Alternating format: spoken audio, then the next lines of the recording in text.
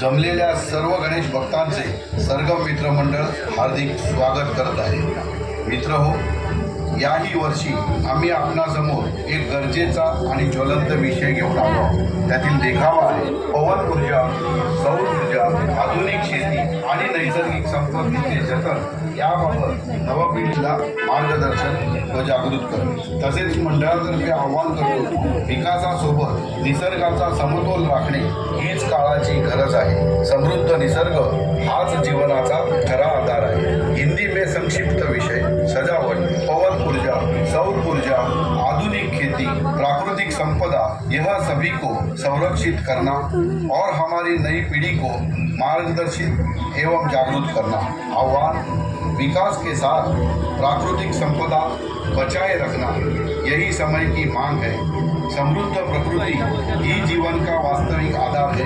तरी बुद्धीचा देवता, सुखकर्ता, दुःखहर्ता गणपती बाप्पा यांच्यासमोर आपण सर्वांनी